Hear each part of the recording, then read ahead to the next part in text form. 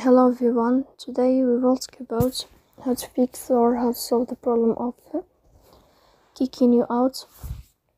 On the application of Remitly app, you will go to settings. In this page, you will go to apps, default apps, app settings.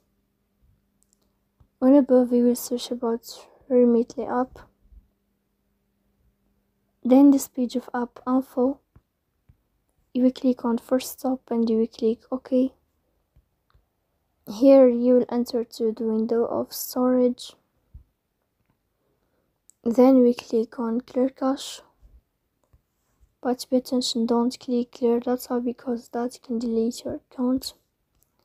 Here you can turn on your airplane mode. And you can turn off your airplane mode again to fix that problem. So please don't forget to support us by like and subscribe. See you next time.